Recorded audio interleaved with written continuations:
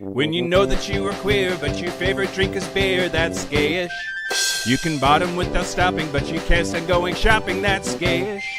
Oh, gayish, you're probably gayish. Well, life's just too short for narrow stereotypes, so it's gayish. We're also gayish. It's Gayish with Mike and Kyle. Hello, everyone in the podcast universe. This is Gayish. The podcast that's a sucker for a blumpkin, no matter how shitty it is. A what? A blumpkin. What is that? Go look it up, and that sentence will suddenly be hilarious.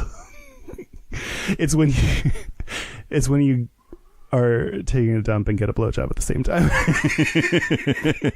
I'm Mike Johnson. I'm Kyle Getz. And we're here to bridge the gap between sexuality and actuality. And today, we're going to talk about therapy. we're going to talk about therapizing. Sitting in a chair and talking to a person who judges you. Or laying on a couch. Have you ever laid on a couch? Yeah. We're going Really? to talk about that, yeah. Oh, okay. I thought that was only like Freud and we were like, don't lay on couches with your therapist. I don't think it was Freud I was seeing at that stage, but when was this? Yeah. Early 1900s? Yep. Okay. Yep. But first, I'm going to say thank you to two You just did. people. No, I didn't. Thank you. Thank you to these two individuals. Okay. Danny Graham. Danny Graham Cracker. That's the first thing I thought. I'm sure he's heard that. Is your brother Teddy? Oh, cute. Or Ma. No, that's the opposite way. Grandma. Dan Alexander Graham Bell. By the way, these are Patreon supporters. I didn't say that. That's why I'm full on making fun of their names. Yeah, I figured that's what you were doing. And then Brandon Pettigrew. You've said him before. Have I? I don't know, maybe. The name is that boring? No, I don't know. He pet and I grew. Yeah. If I had a nickel. If I had 15 cents. 3 times. Thank you for those that support us on Patreon. Yeah. You're better than all of our other listeners, so thank you. Yep. Okay, one other thing. Okay. Completely off topic. Okay, great. Yeah. There was one episode a long time ago of our show. Yes. Okay. No, I just wanted to tell you. It was Keeping Up with the Kardashians. Well, actually, that shit is so good. No, I don't know. I don't watch it anymore. I used to, like when it was on Netflix. Ugh. Anyway, that's not what I'm going to talk. Oh, and then Chloe and Kim took Miami, and boy, did they. Anyway, that's not what. Where did they take it? To the limit. One more time. Great. Take it to the limit. That's an Eagles song. That's what happened when I was studying asymptotes. Yeah. Math. The limit does not exist. The limit of our stupidity does not exist. Okay, As it approaches us, it's nearly infinity. It's very close to infinite. So I wrote down quote from H. John Benjamin and didn't write down what the quote was or what I was meaning. Okay. I finally realized what I was referring to. Okay. Because I was watching Bob's Burgers, and as you do, as I do, Mm-hmm. as I am wont to do. Mm-hmm. And there's like a scene in it where it's just funny because like Bob, you don't have to know too much about it other than like Bob is a straight dude married to his wife and has 3 kids and just like working he makes burgers. He does in fact Hence make the name of the show. And his daily specials are always hilarious. It's very up my alley. There's so many puns. It's great. One time he was interacting, he like kept having to buy more turkeys because he kept fucking them up when he was making them for Thanksgiving, and the guy that was selling them like thought he was gay, and he was like, let me hook you up with my friend. He's like, no. And like finally the guy, like he went back the last time and the guy was like, okay, I'm in a relationship but it's not working, like let's do it, let's like be together. And Bob said, it was like, no, like you have the wrong idea, I'm straight, I'm mostly straight, and then like runs away. And I just thought it was like a very subtle line, but like really cool to have like this image of just like working dad, small town guy that like can just say I'm mostly straight. Maybe hooked up with a dude once. Yeah, who knows? Yeah, maybe he is cool enough to recognize guys are hot or whatever, but just like that, like super subtle small line in a Fox TV show, I really enjoyed. Yeah. So I was reminded of that recently. Although Fox is gay. Fox is Fox so News for being difficult so- to like what are they were the ones that had Glee on it. I think they're like they know how shitty they are, so then they also have to be less shitty at times. I don't understand. Or they're different channels and run by different people. Fox News and Fox. Oh really? Yeah. Oh. Okay. I accept your suggestion. Great. Okay. Do you have news? First of all, Oh. Game of Thrones. The finale, by the time this episode airs, the finale will be in 3 days. Okay. This podcast is dark and full of spoilers. If you don't want to hear anything about Game of Thrones whatsoever, listen to somebody else. No, Wait, just give we're gonna have spoilers? no, a spoiler. Oh. Did you notice my beverage receptacle for the podcast today? Yes. You mean your mouth? Yep. No. Yeah, you have like a giant goblet of sorts, gold ornate goblet that you. It is a massive chalice from which I drink wine, a la Cersei. And this is an homage because she's dead. Oh no. Well, then who do you ask for help on your iPhone now? Yeah, good question. You're just fucked now. You're just fucked. You have to get your directions on your own. Look up the weather by typing it into the bar in Google. Yeah, it's so much more Unlike work. Siri, all Cersei was good for was fucking her brother and drinking wine, and you got to respect that. Is that what you have to do with that? Okay. I mean, I guess do what you want, Cersei. I'm going to pour one out for her, not literally, because I'm in my bed. Yeah, we are in your bedroom. In a very non-sexual way. Oh, hey everybody. Fucking Dan Garlington, not with us, unfortunately. He is living his best life in Palm Springs. He left us a voicemail. I mean, working for us, the pay is shit, but the vacation time is fantastic. Yes. How many times do you get to be like, hey, I'm going to do whatever I want, whenever I want? That's the end of that. So, but he left us a voicemail to play for you all. Yeah. Hey guys, this is fucking Dan. I'm really sorry I wasn't there to help with recording. I am in Palm Springs, California, at a clothing optional gay resort, and I have a lot of stories to bring back with me. As of last count, 24 stories to tell you. So, again, I'm sorry I missed you guys. You're just fine without me, and let's start now. Bye bye. Is that where it went? Yeah. Yes. It just played. Great. Everyone just heard it. I hope.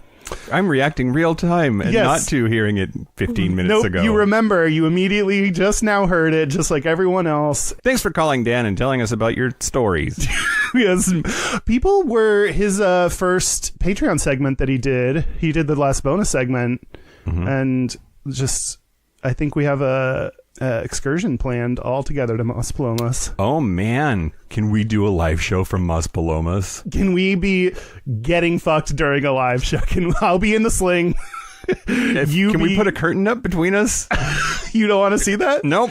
What if during this show I just go back and forth like this? Oh, to like help work you up to like then I'll actually be getting fucked. No, and you're like, I work in that chair every day. I shit in that chair once. oh, that's right. Why am I sitting on this again?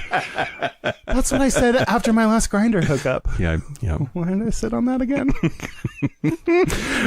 Anyway, hope you're having fun, Dan. Well, in fact, we know you are. So Yeah. good work. Sorry, it's just us today, everybody. So if you're looking for Dan, look more further. Look elsewhere. Now, do you want to say news? Okay, let's do some news. News. News. All right. Bumper in the works. All right. Don't let it be that one, though. Okay, so first I want to talk about Melissa Eade from Hull, England. Okay. I have no idea who this is. Yep. So she was a taxi driver who won £4 million from a lottery scratch ticket in the UK. But that shit never goes well. You never hear about like someone won the lottery and then they were happy and life was great. Yep. Yep. So she won in January of 2018, and last weekend she died of a heart attack. Why? Just her fiance said that she died of a heart attack. How old was she? She was 58, but she was trans. Is like the other icing on the cake there of death. The tragic poison-laden icing. Yep. About a year after she won, she told the Hull Daily Mail about a health scare that acted as a wake-up call for her. She had crushing chest pains, and she was unable to breathe. She had her lungs x-rayed, blood texted. Hey, it's me. I'm O negative. How are you? I'm your blood. This is a text. Smiley face. LOL. Hello. And her heart monitored in a 5-hour stay in the hospital. She said, quote, I need to start doing some of the things I have never had a chance to do while I can. I am sat here now thinking how lucky I am. Maybe it is a wake-up call to take better care of myself. And there's this really great thing from her Instagram. It's a photo of her, and it's I never became a woman. I just stopped pretending to be a man. Oh, I think that's pretty great. That's beautiful. What's her Instagram? Whatever. I guess is it weird to now go follow her? Even her Instagram is Melissa Eade, MELISSAEDE. Cool. Yeah. Partially the reason that I wanted to do this. Oh, she also she used a lot of her money for surgery. I think that she had already done gender confirmation surgery before she won the lottery, but she did a whole bunch of other quote-unquote cosmetic things like that aren't medically necessary, that trans people often have a hard time getting access to because they're technically elective surgeries or whatever. Right. But, and I don't know where the line is, but there are a lot of surgeries that insurance would call elective or cosmetic that are actually really helpful for confirming their gender and all that good stuff. So. Yep. She said she felt like a brand new woman after splashing out 500,000 pounds on cosmetic surgery. I'm a motherfucking woman. Yep. That sucks that you have to. I'm sure it's the way, definitely this way in the U.S. and I'm sure lots of other countries. Like the only way you can get a lot of the surgeries you need is by winning the fucking lottery, which is not how healthcare should work, but. Yep, absolutely. It's like mom talking about getting a Go Fuck Me account. Yep. Okay. Trans people win the lottery sometimes, and then they die. That wasn't the moral of it. It wasn't, but I also so next story. Yeah. Okay. Google is adding new non-binary emojis to their phones. Okay, talk me through this one. 53 new non-binary emojis will be available on all of Google's phones. It's coming to all of the Pixel phones in beta this month, and then being rolled out to all Android Q phones later in the year. I never in the past saw my emojis and thought, definitely a dude. Like, you know, really? All the emojis are like pretty gender non-specific. I mean, I guess like the main big ones, yellow smiley faces. That's what I'm thinking. Don't say like dude or chick. That's for sure. But there's like the one that's like this. They're shrugging your shoulders. There's two of them. But like the only reason it's a dude is because they're wearing blue. So like, and then the ladies are wearing pink or whatever. Right? Exactly. Yeah. That's true. Anyway, that's true. Help navigate me through this. Yeah. So the approach to creating the gender-neutral option differs depending on the character. Most have a haircut that conceivably could be male or female. Swimmers are in full-body costumes, as to not have any bodily signifiers. The mer person has their arms crossed over their chest. Oh. Jennifer Daniel, a designer at Google, said, quote, there is no singular way of getting it right. Gender is complicated. It's an impossible task to communicate gender in a single image. It's a construct. It lives dynamically on a spectrum. I personally don't believe there is one visual design solution at all, but I do believe to avoid it is the wrong approach here. We can't avoid race, gender, or any number of other things in culture and class. You have to stare at it in the face. You have to stare it in the face to understand it. That's what we're trying to do. To find the signifiers that make something feel either male or female, or both male and female. Here's some examples, since I think you're interested in I mean, that. What I like about that is we talk a lot intention. Intention is the mother of all invention. The famous phrase. Repetition is the mother of learning. That's a Russian one. Повторение мать учения. No, I'm thinking of a Spanish one. Science is the mother of all disease. No, I don't remember. But it's like the intention behind this is, I love what that person said of like, we're not trying to say this is unequivocally the non-binary person, but they recognize that the blue t-shirt and short hair dude looks, we assume, as male, and they're trying to create ones that don't have that. I really like that. So 3 examples on this image that I'm going to show you. There's the mer people, and then there's swimmers, and then there's vampires, and the left column is male, the middle column is the new non-binary one, and then the column on the right is the female. Okay, the middle... Well, I guess you can't... Vampire. Okay, I was going to call it Dracula, but it could be like... Their hair is real cute. I know. I want the non-binary vampire hair. You think I could go to a salon and order the non-binary vampire hair? You'll have to go to a non-binary salon... For vampires? For vampires. Which is called...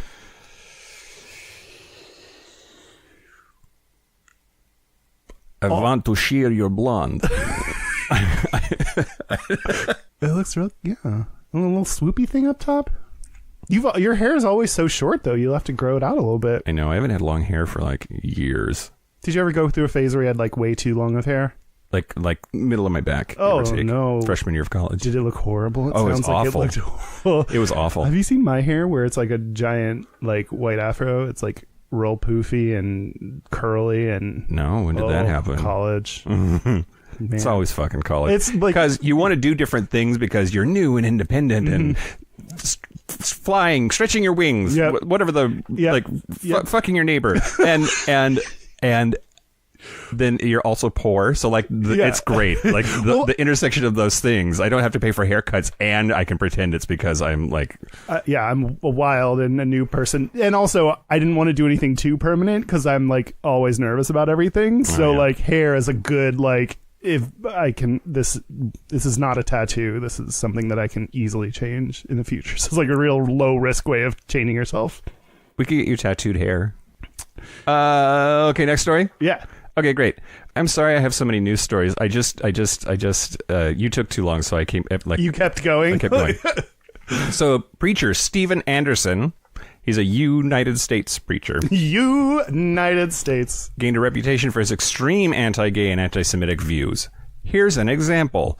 After the Orlando Pulse nightclub shooting, in which 49 people were killed, he said to his congregation, and it's on film, the good news is that there's 50 less pedophiles in the world. Oh. Because, these homosexuals are a bunch of disgusting perverts and pedophiles. Like, anyway, he's a real winner. Which is always rich coming from someone involved in, I'm assuming, a Christian church. Yep.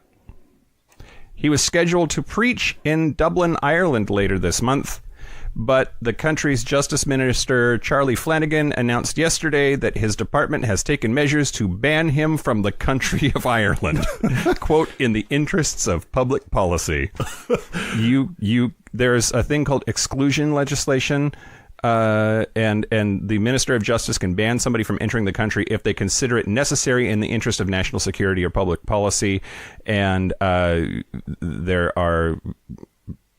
You okay? Just burping. Okay, good. Keep going. You didn't have to call me out. No one would have known. He's the first person banned from entering the Republic of Ireland by exclusion powers. So, I mean, we're going to get into this, but like people that speak negatively of LGBT people do a measurable negative impact on the lives of those people. So like it's really cool to see that happening and unfortunately unusual, but like when you think about it, it's like it's the same as like someone that walks in and starts like, I don't know, cutting people's arms off. Like you'd be like, hey buddy, don't cut all of our arms off. We need those. Like same principle of like, don't come in this country and do damage to our people. I'm really torn about this. Oh, why? Go. Because I think it's great. On the one hand, I'm very satisfied that this fucking homophobic bigot ass shitbird isn't going to get to do his evil in Ireland, which is a country I just got back from and is lovely, and I want it to stay that way. But I do think that suppressing shitty ideas is a good way to keep those shitty ideas going. Like, they need to be busted out into the open. I don't know. We had the First Amendment in this country, and I'm totally taking a page out of Voltaire's book of, like, I will defend to my death your right to say those idiotic fucking things. Yeah. Was that Voltaire? I think it was Voltaire. I think so. That's a good point. I always think of the opposite when it's like, well, what if someone's coming to the country to talk about how trans people are just the same as all of us, deserve the same level of respect and blah, blah. And like, what if a country is not down with that? And then they ban someone based on that. So like, Yep. Yep. Anyway, he responded, quote, "I just got banned from Ireland today. I'm not discouraged about it. It's just another country that's chosen to align themselves with wickedness and reject the man of God coming to preach to them, preaching the gospel, preaching the truth of God's word. So it's really on them." Okay, that's another thing is like when you do things like that, then some people like emboldens them and is like, see, I am being stifled and shut down, and but now it can justify I am being attacked for my Christianity. Yep. When really it's you're being attacked because you're a fucking asshole. Like, but then they incorrectly associate that and like make themselves into this martyr character that they're not. So All hardcore Christians have a deep-seated desire to be a martyr. I firmly believe this. Every super religious person that's a Christian that I've ever been, that I've ever known, has had this just need to be persecuted. I don't know if you know this. I have a deep-seated desire to be deeply seated I did know that. by Christians. Well, I think people that, especially now that we're starting to recognize, better recognize the experiences and lives of minority people in all ways, then other people feel excluded from that and feel like, well, they haven't done anything to earn that. I'm feeling excluded and want to, like, they don't get to use that persecution in conversation, in expressing their life experiences. So I think then they want that feeling, or they think it's kind of made up or exaggerated. So they're like, yeah, I feel that too. It's the same for me being Christian, because for some reason, like, someone saying they don't like Christianity is the same as like the deeply seated prejudice against like gay people. You know, like, I think they feel excluded, or like they don't have a say sometimes, which maybe you just shouldn't have a say. Yeah. Yep. Or, yeah. Your say isn't something you can say anymore. So stop saying it. Yeah, exactly. Okay. Next. Do you remember who Brian Sims is? All I remember is making a joke about a Sims character that wasn't that good, but... Yep, this is Brian Sims. He's an openly gay legislator in the state of Pennsylvania. He's in the Pennsylvania House. Hi. Okay, yeah, he's very, very attractive. He's a stone. Turn the picture away from me. Hi. Oh, there you went. I missed you. Oh, bye. Okay. Oh, bye, Brian. I need to read the screen I don't now. care about you or what you need. I want to be deeply seated by Brian Sims. No, something serious. Great. Politics. Yeah. You do have to turn his beard away from me so that I don't want to, like, rub my penis in it. So that's on my laptop screen. I would. Now that you say it, yes. Give me that computer. Great. Dick's coming out. Shit's getting weird in your bedroom. God, finally. Okay. Okay. So, MAGA activist Brendan Dilley. Okay, so... I hate pickles. So, Brian Sims filmed himself going to an abortion clinic and yelling at anti-abortion protesters and posted it online. So they're abortion protesters who are typically yelling. He's yelling at those people yelling. Yeah. Okay. Yeah. And then... So you can't beat him, yell at him. Conservatives have picked that up as this, like, rallying cry that, of course, pro-choice people are insane. Yeah. Ignoring their own insanity to point at the insane guy. But this, I love this so much. Dilley, who has appeared on Trump-supporting actress Roseanne Barr's YouTube show. Oh, good. Claimed in a video... She has a YouTube show. I guess so. Okay. This dude's not fucking gay. Sims doesn't like the dick. Sims pretends to be gay because it provides coverage of his behavior, because he knows anyone who goes against him will be labeled a bigot. I don't think he's gay, and I think we need to prove it. Find me Sims' girlfriend. We should fucking demand we see him suck a dick before we'll believe he's gay. You're not gay, dude. Suck a dick. I don't believe you. I think you're just pretending to do it. A gay guy would do it. Suck a dick. Go. This guy really, really, really wants to see Brian Sims suck a dick. Suck a dick. Send me the video privately, please. First, I'll only believe that. I'll evaluate it very carefully many times, and any ejaculation that may occur is purely incidental. Yeah. It's not related to it. Yeah. I mean, I don't often get as angry online as you do at people, but one time that, I mean, even when I do get angry at people, I, instead of doing all caps like you do, I do like sarcastic comments or jokes back to people. Yeah. And one was Probably more effective. I don't know that either are that great. Like, you know, sarcasm has never been like a really, you know, unifying form of communication. Yeah, but at least yours is entertaining. Mine is just a fire hose. You're fucking stupid. Here's why. But someone was like, posted this comment about like, you know, how are you only 14 and you don't know if you're gay? Have you even tried pussy yet? And I wrote back, okay, well, in that same lens, like, tell me about the time you sucked a dick to know that you were straight.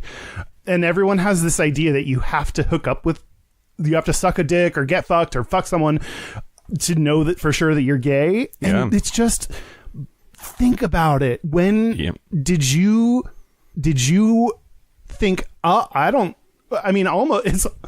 if someone could admit that, oh, I didn't know what orientation I was until I had sex with a woman, then I was like, oh yeah, definitely straight. Like, that's not how it worked for anyone. Everyone was like, man, I love those ladies. Oh my God, look at boobs. I'm super into boobs. I'm going to watch porn with ladies. And then like, no one follows the path of, who knows, I'm anything, and then hook up with someone and then confirmed it. That's a little bit dangerous, because I know people who claim, and I have no reason, I just have to believe them because it's what they say, that they believed themselves to be straight until they had their first gay experience, and then they were like, oh, I'm gay.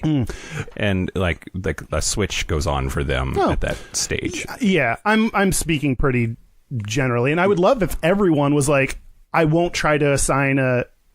No, that's not even true. Like, some everybody people should take a Bob's Burgers and do something gay. Just like, I bet you H. John Benjamin has done a little bit of gay stuff. His pretty blue eyes. Oh, it's just his voice. He's that does not get you laid, believe me. Are you sure? I feel like it might have gotten you laid on 1 to 17 occasions. Yeah, okay. Last but not least, okay, it's very fast. Okay. The faculty at California Poly State University in Cal Poly San Luis Obispo. California Polytechnic State University in San Luis Obispo, because there's Cal Poly Pomona and there's Cal Poly. There's a bunch of Cal Poly schools. This is the one at San Luis Obispo. It's like, what orientation are you? Gay, straight? Yeah. Cal Poly. Yeah. Exactly. They have voted to kick Chick-fil-A off of their campus. Boom. There's a Chick-fil-A location on campus there, and they have just yanked it. Nope, can't be here. Quote, Cal Poly's values statement includes language that identifies LGBTQ as a classification of individuals that we want to embrace in our diversity and inclusion model, said Thomas Gutierrez, the Academic Senate's vice chair who introduced the resolution. Then you have an organization that regularly and publicly shows up in the national news in great tension with this. So if you have a mission statement that indicates that you value inclusivity and diversity, then you should be making your business decisions based on that. Cal Poly and the Cal Poly Corporation sever ties with Chick-fil-A and terminate the contract with the on-campus franchise, and be mindful of the practices and donation patterns of its business partners, and that said partners are held to the same high diversity and inclusion standards as the rest of the campus community. That's awesome. Yep. Something that you said it was quick. I'm going to make it not quick. Great. No, that's fine. I have been thinking a lot about what you said of, I think the last time we talked about Chick-fil-A, where you were like, you know, someone's response to you is, well, do you know where every dollar goes to, and whether it's, you know, what all the organizations do with that money or not? Yep. Don't need to. Fuck you. And well, I've been thinking a lot about that, of like, that's been one of my own personal like qualms, is that, well, I don't go to Chick-fil-A. There's also none around here, I don't think. There's one in Bellevue. And it's not that. Bellevue is horrible. I wouldn't go there just because it's Bellevue. Yeah. I work there and never go. Yeah, might be a different thing. But the reason I'm bringing this up this time is like it feeds into like the therapy that we're going to talk about of ideas of perfectionism, that like to think that you have to know where every dollar like what exactly every single dollar goes to in order for you to be a good gay person.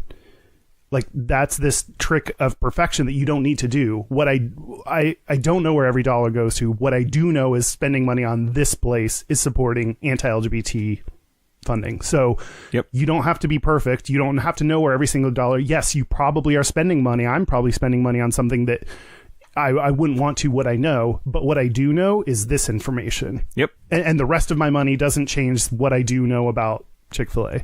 I don't have to know the nutritional value of everything that I eat to know that this thing is bad for me. Yes. I'm not going to eat it. Yes. Oh, that's I like that. Like, oh yeah, I don't know the nutritional value of everything, so I'll go ahead and eat this entire sheet cake that I bought for myself.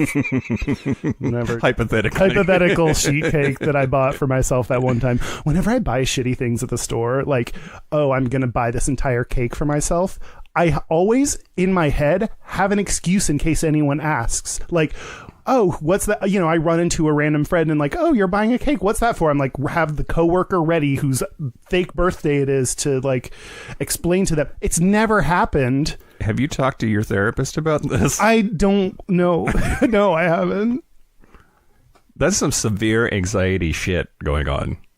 Like the thought that somebody's going to stop you and ask you that and care what your answer is. Like, there's so much unnecessary anxiety. Like, surely you logically understand that that's just unnecessary anxiety, right? No, I could run into... like, one of the friendly... I hate... friendly people are so annoying.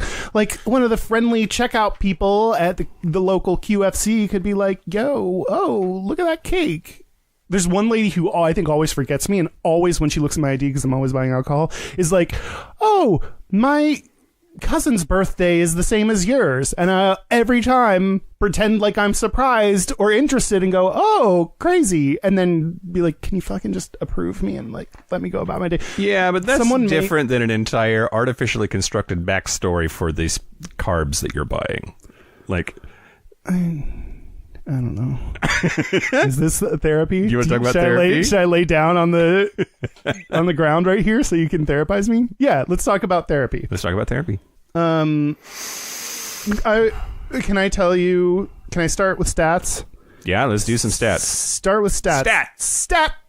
Oh, right now. Okay. I got your joke several seconds later. Okay. Well, first of all, our Facebook group, God bless their hearts. Mm-hmm. What is it? What is the condescending thing that Southern people say? Bless their heart. Bless their little hearts. You asked what topic we should revisit, and they said mental health, which is a broad category of which we've talked about many a thing. So yeah. Epic fail Facebook group. I wanted you to say episodes that you would like to hear us do again, not what episode general do you want. Topic. Yeah. But what was helpful from that is we're talking about mental health. I was going to look up, some dude actually specifically asked us to talk about therapy. Okay. Maybe do you want to find him? Yeah, hold on.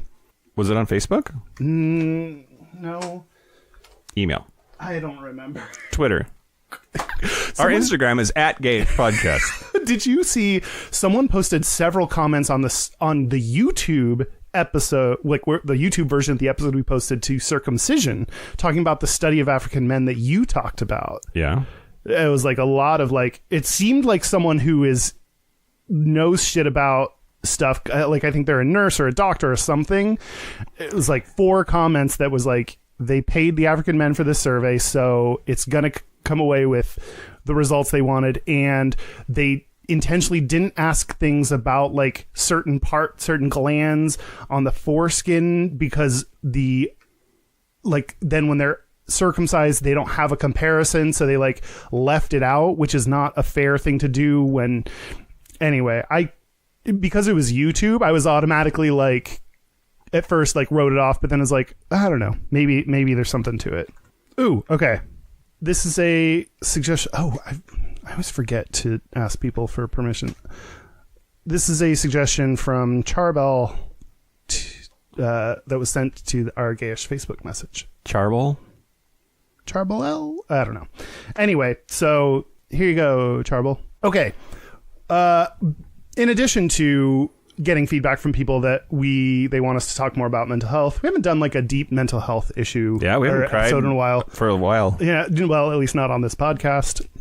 I was therapized today, by the way. Oh, you were? Mm-hmm. Last one was last week. I'm going every 2 weeks right now, which my therapist and I both agreed, like, let's do this more often. Mm-hmm. We need a little bit more of this. So my last one was last week.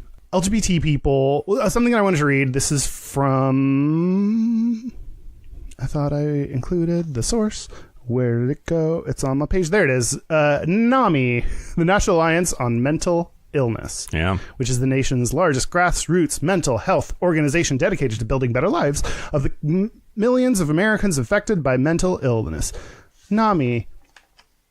NAMI-stead. NAMI-stead. That's their tagline. It's not. LGBTQ people. Although, just interjecting, I hope you undo this. It's very dangerous to associate therapy with mental illness. Oh. Like, I know that it can help, but you don't have to be mentally ill to go to therapy and get like usefulness out of it. Yeah. Agreed. Yeah. Because I think that there are people that would benefit from therapy that don't go to therapy because they think that they have to be sick to do it, or that they're going to be perceived as being ill if they go, and that's not true. That's a good call, and probably even like a good topic of discussion. Like everyone has shit they have to work on. Like, everyone is some degree of fucked up. And amen, brother. And you don't have to be so fucked up that you can't live your life. You can be living a generally happy life, but still have things you want to work on about yourself. Like, you definitely have blind spots. You definitely have things you can work on by talking to someone. So few of us are so, like, have arrived at our own personal understanding in nirvana that you don't need to. So, Good call out. No, now but let me tell you why LGBTQ people specifically need to go to therapy. I have a few stats, but first, the site said LGBTQ people must confront stigma and prejudice based on their sexual orientation or gender identity, while also dealing with the social bias against mental health conditions. Some people report having to hide their sexual orientation from those in the mental health system for fear of being ridiculed or rejected. Some hide their mental health conditions from their LGBTQ friends. So, like, beyond, it's just like, the double whammy of being queer that, you always experience. There's already a bias against you mental existing health. Yes, you existing as a person, much less mental health, which is another, like, so, the fact that so many LGBTQ people are resistant or don't want to admit to or don't want to face the discrimination of, even talking about the mental health side of things, it reminds me that we have such a great friend group, and like our relationship and our relationship with our friends is such that we can talk about these things and it doesn't feel like a stigma to me anymore. Yeah. But that's not true for so many people. So most people, I think. Yeah, totally. So you are not alone. We talk very openly about it. It's taken work for us to get here. So that's what I want people to know. And we can dig more into it, but like it was not easy when you and I first started talking about mental health issues, but it's been huge and helpful and important for me and my growth. And like the fact that I was thinking about this, the fact that I can talk on a podcast that dozens of people hear that like, and talk about issues of depression or self-harm or suicidal ideation, like 3 or 4 years ago, it would be, I was gonna say ballistic. That's not bombastic. It would be ecstatic? No, none of those. It would be electrifying to me. No, it would be like crazy to think that I could do this or talk about this. Luda. Remember that video with all the big heads? That was creeped me out. No? Okay. Luna. So, like, the fact that I can even do this is insane. And also, I want people to know that, like, we understand people that have a hard time talking about this. Yeah. We've been there. We've gone through it. We've made ourselves talk about it. And it's been really helpful in our case. Yep. Some of the just like the stats that we haven't talked about in a little while, I'm sure we've mentioned them before, but just so you know, LGBTQ individuals are almost 3 times more likely than others to experience a mental health condition such as depression or anxiety. Like basically any mental health or basically any disorder that's out there, you're probably more likely to get it or have it when you're queer. For LGBTQ people, I guess I didn't totally know this. Like LGBTQ people aged 10 to 14, for them, suicide is one of the leading causes of death. Oh. Which I mean, I knew we like LGBTQ youth were more likely to consider, attempt, and complete suicide, but I didn't realize it was one of the leading causes of death. How do they know? By measuring it. I don't know. I mean, how wouldn't they know? Couldn't they look at like death and then? I just wonder what the methodology is there, because you find a dead 11-year-old that committed suicide, and you don't like look at them and say, "Oh, yep, queer." That's right. If I had to guess, it would be that not every state like has requirements around reporting on the, gender orientation. No, that's combining things. The sexual orientation or gender identity of. Yeah. So I don't know. Good question. They just know. These are psychics that report based on their psychic response. Like Counselor Troy. Oh, counselor. She's like a beacon of mental health, like of positive mental health. Because she I think the fact that I said this to you privately when we watched Star Trek ages ago, because I stopped because it was kind of boring. But she would the fact that they had among the lead group of, what are they called? Front runners, top executives, bridge officers. Sure. That the fact that Counselor Troy, a person who could sense I don't know, what did she do? Sense the energy. Star Trek people, stop listening right now. I'm not doing it. That she could sense other people's energy and be like, oh, something is worrying him or something, and kind of read the feelings and vibes of a room and report that back. The fact that was so important to be on the bridge with fucking Picard is, I thought, was really cool. Yeah. Of especially a show in the 80s. Yep. Dan is gonna shit himself when he hears this. Why does he love Star Trek? Or hate Star Trek? He hates Counselor Troy. Oh, really? He hates Dr. Crusher. He just thinks they're useless. Oh, is Dr. Crusher the one with the kid that she's like the doctor, the medical? Oh, well, fuck you, Dan. You can't say anything back because you're not here. You're too busy getting Blumpkins. Anyhow, sad things. LGBTQ youth 4 times more likely to attempt suicide, experience suicidal thoughts, engage in self-harm than straight people. 20 to 30% of LGBTQ people abuse substances compared to 9% of the population. So 2 to 3 times more likely to abuse substances. A quarter of LGBT people abuse alcohol compared to 5 to 10% of the general population. So these are just some of the stats that, I guess you're right. You don't have to be experiencing any of these things to need therapy or to benefit from therapy, but we are under our minority stress more likely to go through all of these challenges that would lead you to need therapy. And I just think everyone should be in therapy. You need it. I need it. We need it. Do it. Do it. Man up. Man up, women. That's Selena Meyer. Yeah, I was making a Veep reference for you. I didn't know you knew that. I just thought you were saying that. No, I watched the finale last night. I haven't watched the finale. Don't tell me.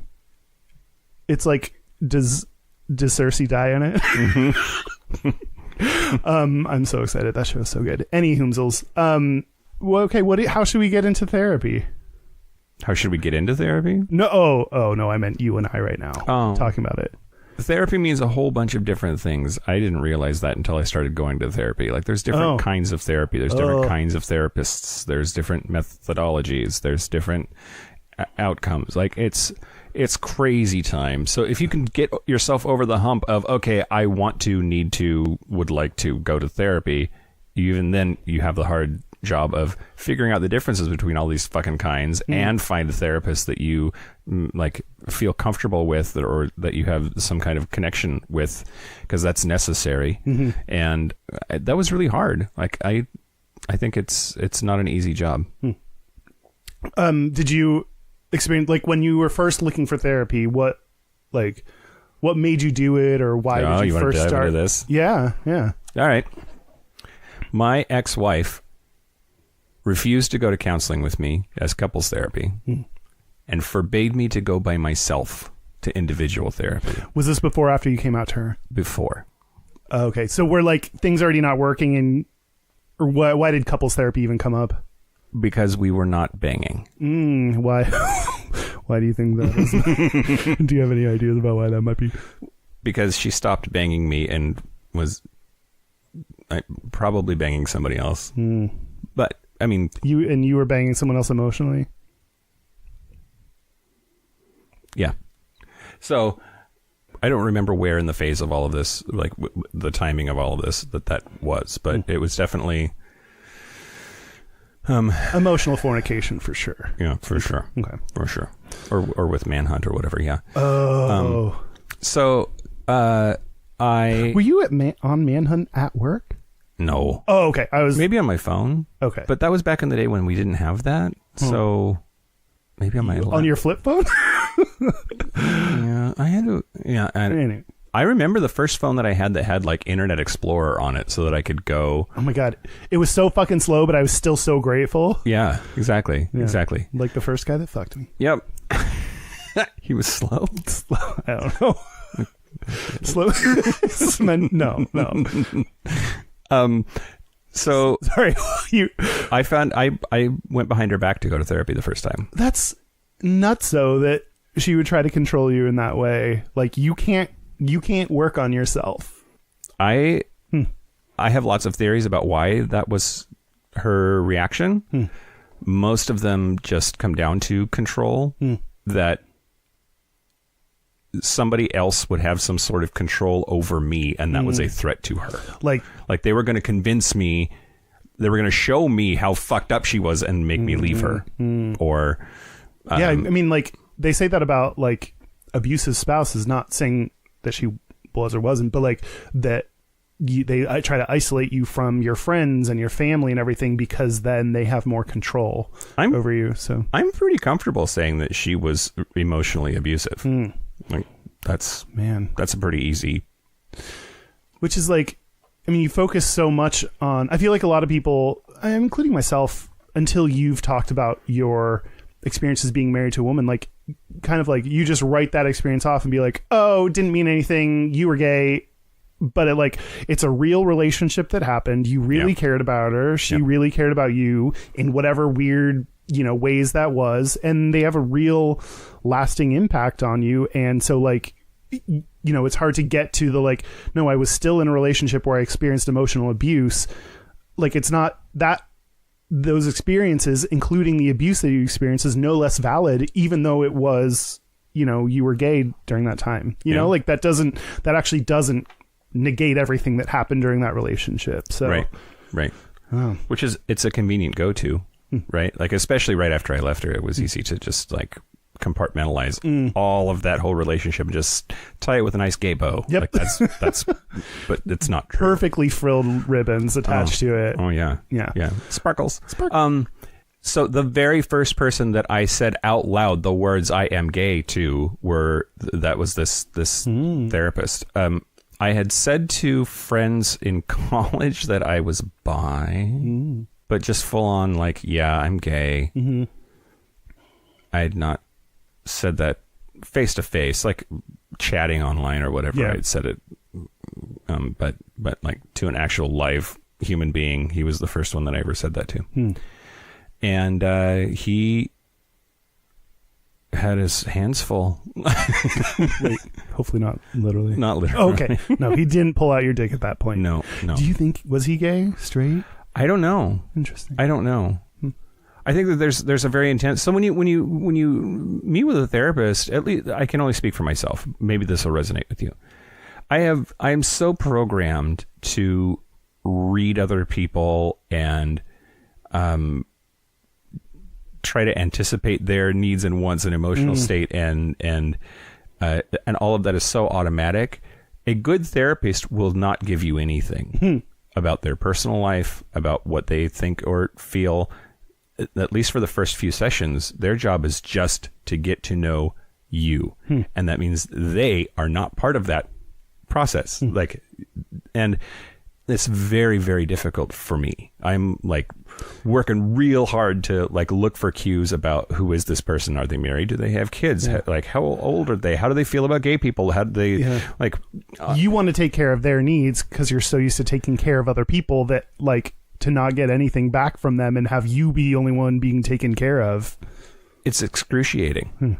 And that's a really hard part of therapy for me. Although I will add, like, I do think, part of it is you're interviewing them, especially during the first few sessions. You're interviewing that person. You're trying to understand if you have a match with them. So it is fair to ask certain questions that are important to you. And, one of them, as an example, do you treat other LGBTQ people? Like, so you do want to get some sense of who this person is, what their beliefs are about counseling. Do they match with your beliefs? Are they the right person for you? So I'll add that it's not purely, you want to get some reading from them on, is this the right person for me? And I feel like, especially in the first session or two, like we are also very trained to like ignore our, like some of our feelings about people, like treat everyone's fine. Like, oh, this is a competent mental health therapist, I should be fine with them. But like super trust your instincts on whether they're the right match for you and what you need from it. And you may not be able to put your finger, like for me, it was hard to feel like, okay, I'm not getting along. I feel like I need a female therapist. For some reason, just my experience, it's easier for me to talk to women. When it's a male, I get nervous. I know it's not fair, like for that person, for me to be nervous about them. It's based on like me being worried about straight men and what they think of me. But it's just, for me, having a female therapist is super beneficial. Like it helps me relax, helps me communicate better. So have you talked to your therapist about that? No, we're like, I'm with a new therapist now. So like we're at we're still at the basics of who I am, just all those things. So no, that could be a let's explore that when, there's a therapy session I don't have anything to talk to about. There's some bigger fish to therapize. Yep. I mean, there's probably something there. Probably. Like, why are men scary, Kyle? Because they're like bigger. They're bigger? Yeah. they're larger sometimes. You're a big dude. Like, I know, but the person I am on the inside is like a little small, like little child. So I don't think of myself. I don't always like being this tall. I wish I was a little shorter. Yeah. My first, when I first went to therapy was, I came out to my parents. Okay. And that was in college. They said they wanted me to go to therapy. They didn't say this explicitly, but I think they wanted a therapist to be like, maybe you're just straight. Like, I think they wanted someone to help. Like conversion therapy? No, they didn't. No. They did not. Nope. But they didn't say why. They didn't go into that. It's just my assumption based on their kind of initial.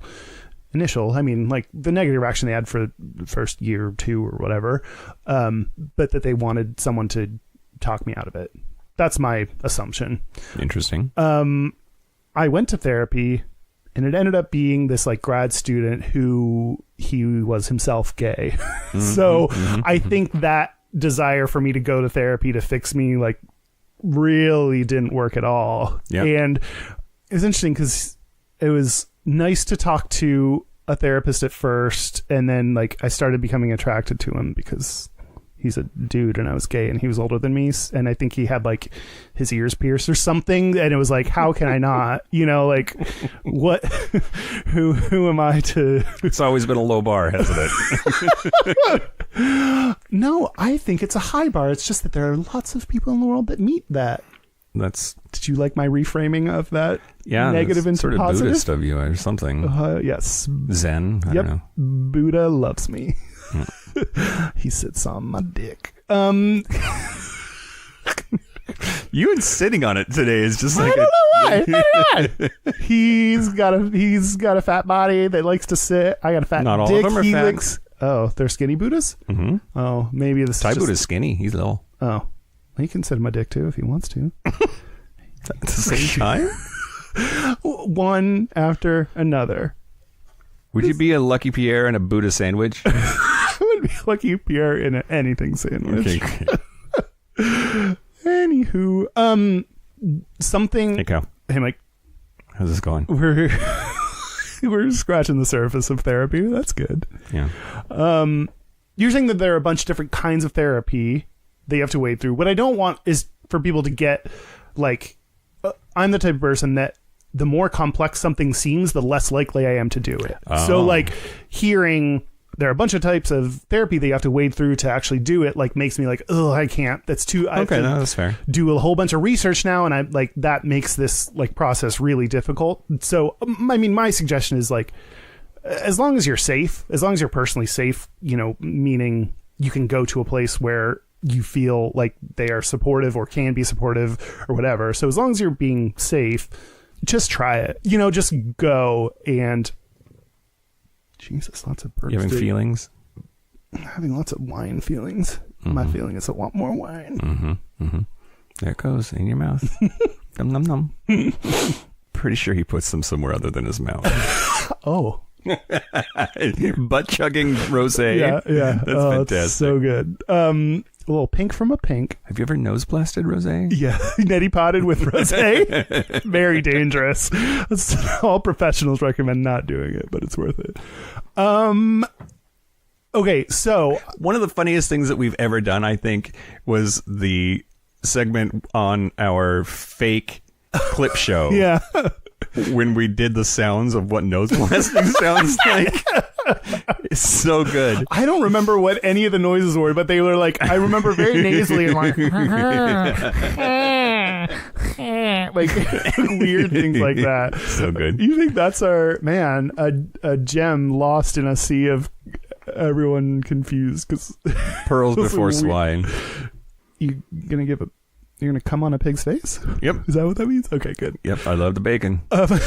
It's like Big Fatty. Okay, maybe this is a good. I'm gonna tell you about the study. Tell me. You said your counselor, your first therapist was a male, but you didn't know if they were gay or straight. Yeah. My first therapist was straight. Nope, gay. But I read this study that asked the question, should you, I'm making it easy in the things that I cared about, should you have a gay therapist if you're gay? Interesting. Okay. What's your initial thought about that? It probably depends on the type of therapy and why you're there. Like for my therapy, it doesn't matter. But for somebody who is really struggling with their sexuality and needs to have somebody that they can talk to that gets it right away without having to build trust or build a context, that's probably super helpful. So the biggest this is a study by... What do you think? You didn't answer your own question. I would have, before reading this, I would have thought double-edged sword, having a gay therapist would be helpful because it's someone that totally gets it, but at the same time, I mean, I always jump to like the sexual fantasies that you may have of having a gay therapist I guess that could happen with a straight therapist. A dude therapist, I guess, then it's like, I don't know, I would... Come back. But like, what if the only cure for my mental health issues is just like giving a really great blowjob? To a straight therapist. To a straight therapist. That's just what I need right now, therapist. Yep. And it's your duty to come on me. Sometimes a cigar is just a cigar, Kyle. But sometimes it's in my ass. I'm picturing like me drinking rosé from my ass, then smoking, then my ass just like. You have that kind of control? Yep. Okay. I do. This is a therapy. Nope. This is a study by Stracuzzi, Thomas, and Moore, Jonathan, and Fertez Jairo. From 2011, called again masterfully done, Kyle. Thank you. I just kept going even though I was wrong. That's this podcast. I kept Gayish. going. I kept going even though we're wrong. Gay and bisexual male clients' perceptions of counseling, the role of perceived sexual orientation similarity, and counselor universal diverse orientation in the Journal of Counseling Psychology. That was a bunch of words. Then Gay Journal Psychology Health Gay Counselor. They went to practices known to be LGBT affirming and talked to, which is important in this context, and then did a survey for the therapist and their therapy receivers. Therapies. Their therapies. And 83 clients total, 33 counselors. One of the most interesting findings is... Okay, two things. So one, so each of the counselors took this like kind of universal thing that helps understand their own perceptions of how in touch they are with minority issues, not just LGBT, but all kinds of minority issues. So people that scored positively on that self-reported quiz thing, that shit. Okay. This doesn't sound... I know what I'm talking about. Means they didn't take their prep. I didn't take my prep. I'm not taking prep. You're not taking prep? No, but I'm working on it. Kyle Johnson. Jesus fucking Christ. My guts. I'm working on it. I'm working on it. All right. It's just close. I have a prep bottle waiting for me at the pharmacy. That's way closer store than I thought you were going to say you were. I'm so proud of you. Thank you. Okay. People that scored well on this quiz about diversity, if they scored well, then that associated positively with their clients reporting a good working alliance, session smoothness, and session depth. So people that... What? Just smoothness and depth is what you're looking for in therapy, apparently. Some people like a little hairiness and depth. So it's like if the counselor assesses themselves as being good at understanding and learning about diversity, that will help your working relationship with them. So that says to me... Doesn't everybody think they're a good driver? Well... I mean, no, because the fact that they came away with some, the degrees to which someone replied, otherwise they would have said literally everyone said yes, and this is not helpful. So, also not everyone, some people know. Mm-hmm. I, for one, am an amazing driver. Mm-hmm. Do you know that? Have you been in a car with me? It's gone real well. I think a couple of times you've driven. You felt very safe. I don't remember feeling not safe, and when I feel not safe, You remember? I remember. I'm fine. Yeah. All the accidents I've been in have been their fault. No, it's true. How many are we talking here? Because there's a common thread to all of them. Yeah, it's like only one out of the 32 accidents I've been in have been my fault. No, I've been in 2 accidents, I think, and they were both their fault. Okay. Someone T-boned me. They were going the wrong way in an intersection. The car got totaled. I was fine. I'm Mr. Unbreakable. Is that when you decided to not have a car anymore? Oh, yeah. When it got totaled, I was like, give me the money. Take some of this money. I don't think I really need this. Yeah. Okay, so part of what that says is ask your therapist about things like... Ask your therapist if Truvada is right for you. The answer is yes. If you're fucking, it's yes. Yes. But it's like, ask them how familiar are you with LGBTQ issues? Do you treat anyone else who's LGBTQ? What, and their self-assessment of how how knowledgeable they are is a helpful indicator of how well that will go for you. Okay. I don't know that you're going to get that by asking them. Like, I think like asking things versus filling out a questionnaire when you don't have a patient there asking about it is a different. Do you know what I'm saying? No. If I get a survey that says, how good are you at gay shit? That's going to be maybe an easier or more honest answer than a gay person sitting across from me in my office saying, are you good at gay shit? Well, yeah, but like you can also ask things that there is a yes or no answer to, like, are you treating other LGBTQ people? For sure. So, you know, I think... Oh, God, okay. Yeah, did you get that come out of your throat? Yep. Okay, great. Something else that was more surprising that I think is important is sessions were experienced as less valuable by the counselee, by the person, The therapy. by the fucked up dude, when the counselor was accurately perceived. Was inaccurately perceived as being a sexual minority person. So Okay, wait. So. I'm gay. Mm-hmm. I'm seeing a lady right now that I think is probably a lesbian. Mm-hmm. But if she's not really a lesbian, I'm not doing so hot?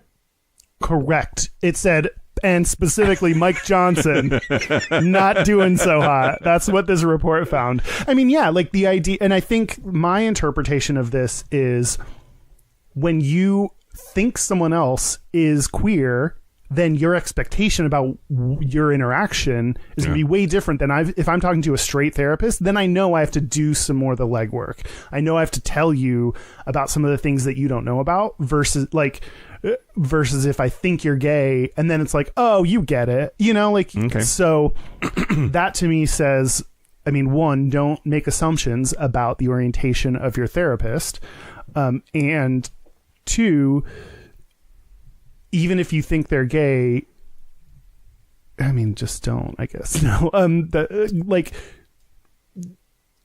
don't come in with expectations that, oh, I think they're gay, so they're going to get it. You know, like, I think my guess is it's a lot about the expectations of someone who's gay and a therapist. That is why you're not getting as good of results as if you just know they're straight. It's really interesting. I know.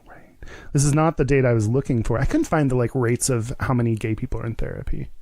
I think it's 105% though. No, it's not enough. It's not enough. I would be interested in whether it was more or less than straight people, specifically white ladies in their 40s. Because they're all in therapy. They have two therapists each. Mm-hmm. One to talk about the other therapist with your therapist. And this was not the goal of the survey, but something else they asked about. Goal.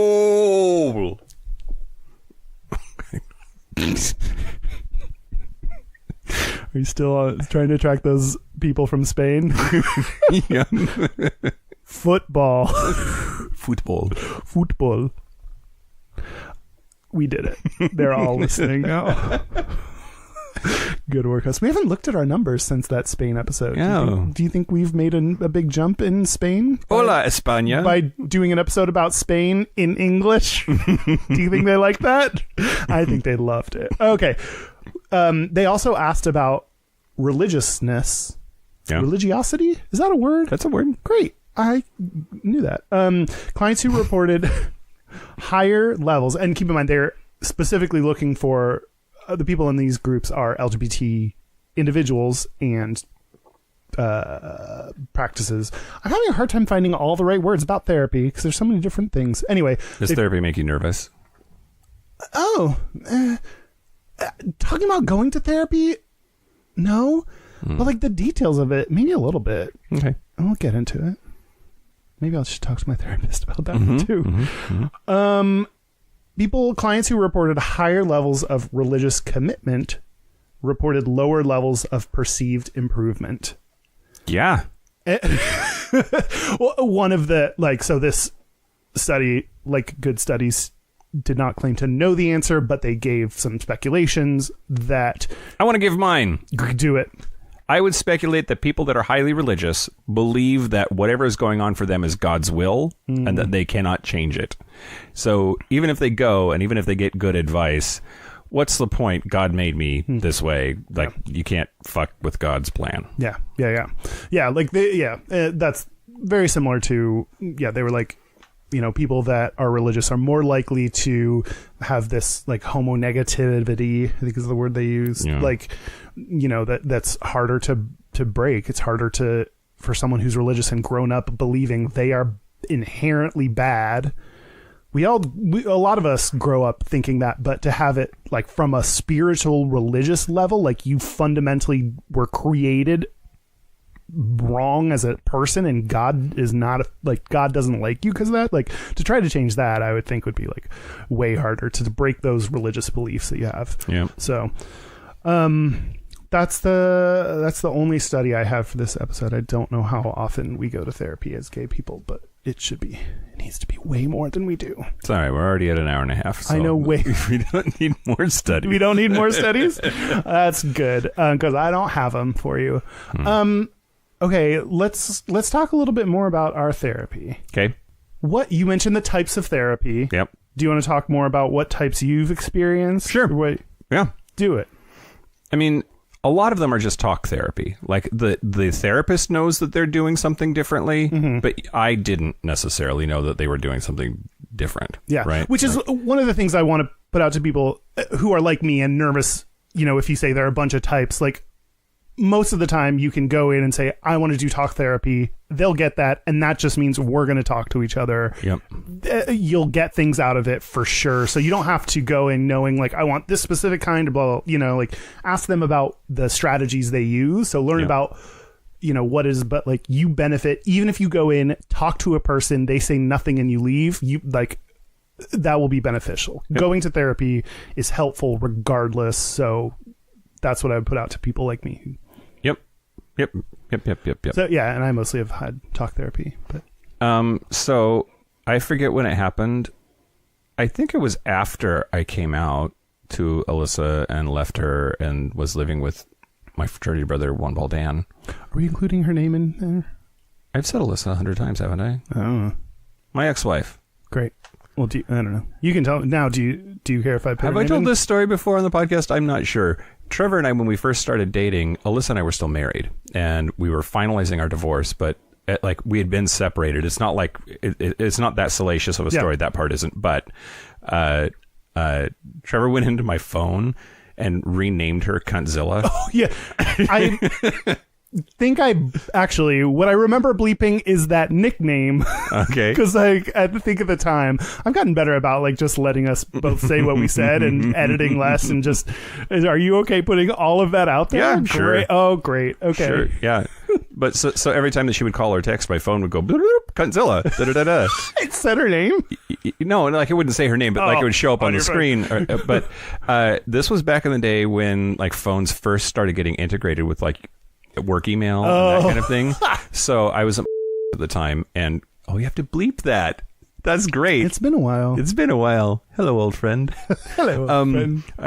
I was actually like leading a PowerPoint presentation in a conference room full of people when she called me, and then I got this notification on the screen everyone was looking at that Cuntzilla had I missed a call from Cuntzilla, and everybody in the room saw it. Did you all it was very embarrassing. Acknowledge it or just move on? I just moved on. Next slide. The right. I don't know what therapy has to say about this, but sometimes you just ignore things and move on. And I think that's okay. So I thought my therapist died because he canceled several appointments in a row, and then I had one and he didn't look so good, and then he canceled a couple more, and then you went to his funeral, and then I got this notice that I had a new therapist. And so I started meeting with this woman, and we were on like a twice a week kind of a cadence. It was a lot. And then it was kind of sneaky. I don't think she was supposed to do this. She was reading my treatment plan to me out loud. Oh, it's like reading his personal notes that he had taken? Yes. Oh, that's like, I want the answers to me. You know, like you're not always ready to get the answers that people tell you, so I get why they don't do this, but like sometimes I just want to read my therapist's notes and be like, what did you write about me? Yep. Tell me the answers to why I'm fucked up. Yeah, but she was reading me her summary of his stuff, not his stuff directly. Well, sure, but still. But she was reading, like, I have this new client, Michael Johnson, who had been seeing, I forget his name now, which is weird, comma, now retired, comma, like, so I found out that he wasn't dead because she said that when I don't think she was supposed to. Anyway. Are you, maybe in the therapy world, retired means he's retired to the therapy bin in the sky. That sounds like he just got recycled into the. I don't like that way of thinking about it. It's just therapy like pit? The therapy pit? Ew, no. Therapy prison? Yes, he went to therapy prison. He knows all your secrets, and you have to be contained for that, like a child crossing the border. I want to. Yeah, I mean, can't you request your medical notes? I think you have a right to that information if you really want it. But is that the right? But should you? I guess is the question. Okay. Anyhow, so I want to get to the next, like, really intense part. Oh, okay. So do I have to be serious now? No. Should I fill up with wine while you? Yeah, sure. I can talk while you're pouring wine. This woman came from, like, classical Freudian analysis. I had to do analysis, which I can't believe that I did this. Like, looking back at it, it is amazing to me. But I had really, really good insurance, and her office was only like 6 blocks from work. All good reasons to pick your therapist. I did paid 4 hours Jesus. a week. I did every Monday, Tuesday, Wednesday, Thursday. And analysis is on a couch, like classic Freudian style. I went into her office and laid on a couch staring at the ceiling an hour a day, most days of the work week. Jesus. Wait, sorry, was this... For months and months, more than a year. When was it? Was this... Did you say, was this after when you and Melissa were separated? Or we were divorced at that point. Okay. I'm pretty sure, because I changed jobs. I left... And I was working at Getty, which was close by to her office, and that's when I did analysis. And I didn't do that move until the divorce was final. Trevor and I were living here. Yeah. We've learned a lot since we very first started saying the word and bleeping it. Can I say it, Getty? I don't know. I don't see why not. Well, I don't see why we'd started bleeping the other one either. I think it's funny. Because we didn't know. Okay, great. So we're not doing it for anyone's protection just because we started a tradition that we have to carry through. Yeah. Got it. Anyway, okay. You were... So what does analysis look like? I mean, that's literally what it was. I would come in and I would lay on her couch and stare at the ceiling. Sometimes she would give a prompt, but that was pretty rare. Usually it was dead ass fucking silence with her clicking clock until I decided to start talking. And it was supposed to be just stream of consciousness. Here's what's inside me. It's come out of my face. And it was... Then you started a podcast. And it's worked way better. I have said before, I think that podcasting is excellent therapy. Oh, for sure. Like, yeah. I feel like we were already pretty close before we started the podcast, but I feel like we've gotten like a lot closer through this process. Yeah. And like we talk about things that we don't normally talk about. And that's sort of the magic of therapy is having a space where you talk about things and put yourself out there and really let your insides come out like a rectal prolapse. That's way better than any I was gonna be. I love it. What was the end product of this hours and hours that you spent doing analysis? Like, is the process the answer, or is she supposed to come away with like, you have talked at me for 50 hours and here's what I think? I don't know. Huh. I mean, I think I did it for more than a year, but like apparently some people do analysis for like 2, 3, 4 years, and then like that's when the magic happens. I don't know. I did not find it a particularly effective modality for myself. Mostly because I think the value in that kind of work is that it forces introspection. It forces you because all other options have been taken away from you, including people to look at, because I was looking at her ceiling, not at her. It forces you to listen to those voices in your head, and just because I don't want to listen to her fucking clock anymore, I start talking. And I think I'm pretty good at listening to myself. I'm discovering that I'm pretty Listen-y. Is that the word you were looking for? Introspective is the word, but I used it already, so I was trying to come up with a better, different word. Like I know myself pretty well. I'm just fucked up. It's a whole nother kind of like, to be so aware of how fucked up you are. Like, that's a whole nother thing. But I mean, I thought I was good at this, and one of the things I learned through therapy is I'm not good at understanding a feeling and the connection to my body.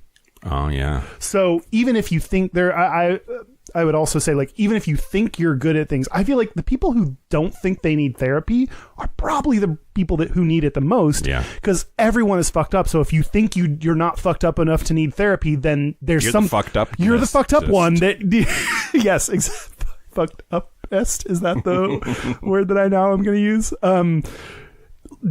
So for me, it's my connection to my body. And I always thought that, like, listening to your body was like hippy dippy shit. Like, that's stupid. You just, let me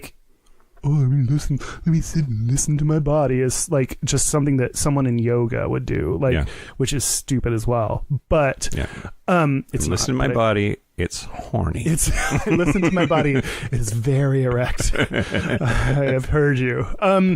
But that's been really big for me to try to start paying attention to I remember therapists would be like, how does that make you feel? And I'd be like, oh, I'm sad. And they're like, where do you feel it in your body? And I'd be like, in my brain, because that's where I think things, and that's where feelings happen.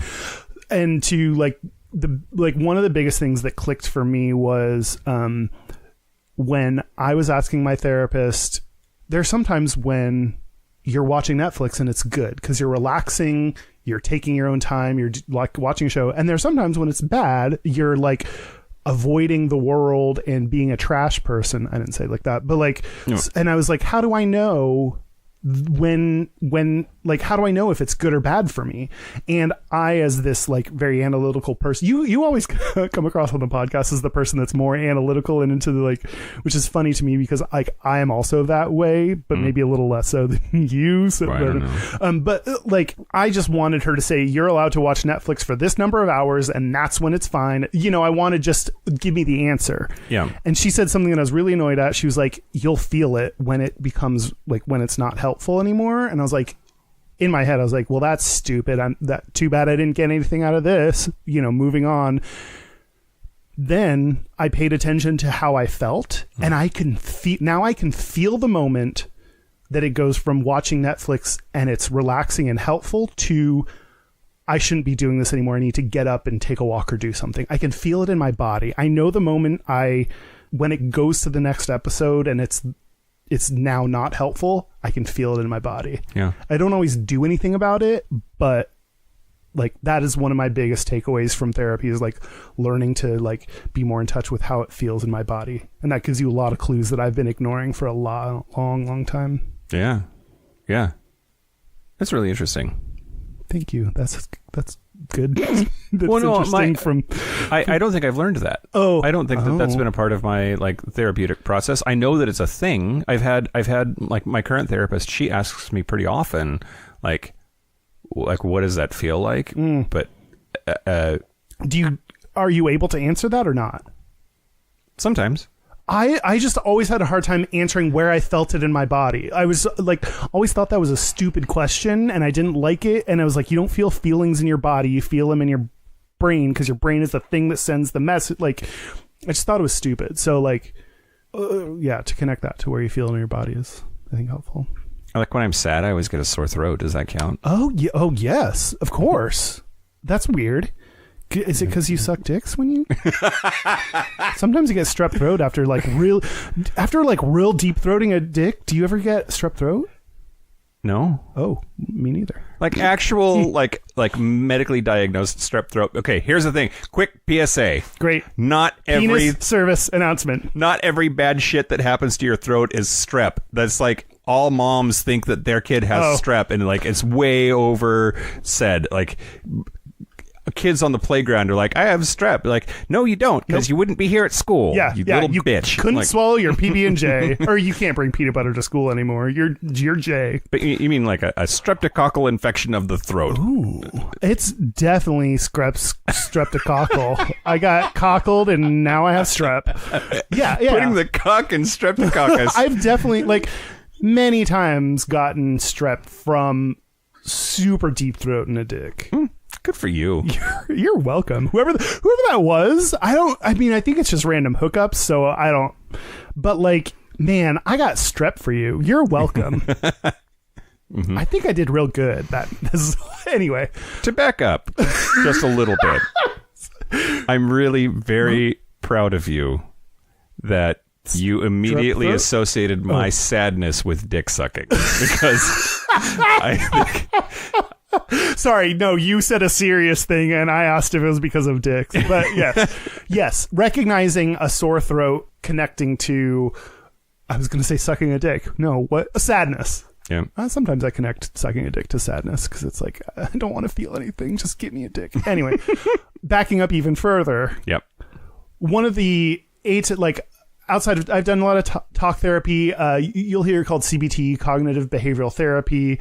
I think that's something really helpful in this is, if we didn't already play, we are not medical professionals or therapists, then here's your disclaimer. We're not. So the rest is just our opinions. Although if we cure you, we want to know. Yes. We'll take credit for the good. If you do something fucked up because of us, you shouldn't have. That's your fault. Yep. Why did you do that? Yep. Stop it. But cognitive behavioral therapy, CBT, not the Dan's probably in some CBT right now. Cock and ball torture. Yeah. We're not talking about that. CBD, which is a marijuana thing. No, not the marijuana either. Oh, I wish I was on marijuana right now. No. Yeah, life is better when you're high. No, talk to your therapist about that. I don't think marijuana is good for my mental health. I don't think it's good for my eating habits, because I always am just like, I'm hungry, I do everything. Nom. But I think for me personally, I think cognitive behavioral therapy, CBT, is helpful for gay people, because queer people in general, because there are a lot of negative shit you've heard and probably have led to some internal voice in your head that is internalized homophobia or queer phobia or whatever, that you need to cognitive behavioral. I'm not that drunk, but CBT is helpful in taking some of the things that your internal mind head says to you in your voice brain, and questioning that and trying to learn new ways of talking to yourself. That was the technical definition.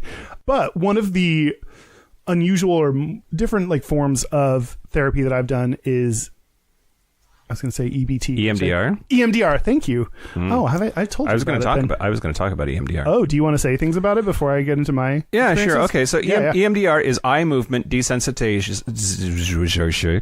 See, you're not that drunk, but so many words about therapy. Eye movement desensitization and reprocessing. And, okay, here's the thing. Uh-oh. The studies say that EMDR works. It's not universally the case, but most studies say that it's at least as efficacious as other kinds of talk therapy. But to read through this voodoo magic bullshit, I would not think for a second that it would work or do anything. Well, it also is proven for PTSD. That is its kind of clinical use, and then other people have started to use it for other things. But fun fact, growing up gay is traumatic stress. We all have PTSD. Okay. This is also a big thing that I've learned from therapy that I want everyone to know is I shouldn't generalize. I assume that I almost am hard on myself because I've never experienced a major loss. Like, my parents are alive. They're married. Like, I had a good upbringing. Like, we had our time when I came out, but they came around. And, I've had good relationships. And, like, so the difference between big T and little T trauma was a really important thing that I learned. Yeah. So big T trauma is my dad died. You stepped on a mine. That's giant T. No good. Yeah. Little T trauma is all these little things in your life that add up and have a lasting impact on you. And it's okay to be traumatized, to have PTSD, like you say. Like, it's okay to not have anything major have happened to you and still be fucked up. Yeah. Like, and yeah, there's this weird feeling that I've had, and I'm sure you have had too, of like, I don't deserve to be fucked up. Oh, yeah, because yeah. everything is fine. I feel guilty for fine. being depressed because they're like, I mean, you could like go to these extremes. They're children that don't have food or water. Why should I be depressed when I had a good life? But like, comparing yourself is not helpful. And also, especially being queer, you get so much little T trauma that it adds up, and it's okay to be it's okay to be fucked up. Yeah. It's okay. And if you aren't fucked up, you're a genius. Like, you're some kind of amazing human person that is impervious to society, because like, how can you not be fucked up even nowadays being gay? Like, it's, so it's okay if you don't have to have one definitive reason. You don't have to pinpoint one moment that is why you're fucked up. It's okay to just feel fucked up and need to work on that. One way of dealing with trauma is to forget about it, to hide it from yourself.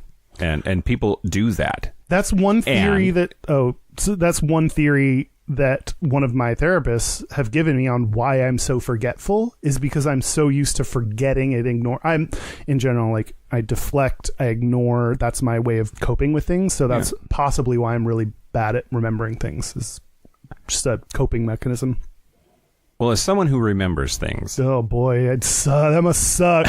As bad as it is to forget things, it must suck to remember things too. But I have spent a lot of time in therapy. I believe that there must be some fucking crazy ass traumatic event in my past that I have forgotten, and that's why I'm fucked up. It doesn't have to be true. Yeah, same.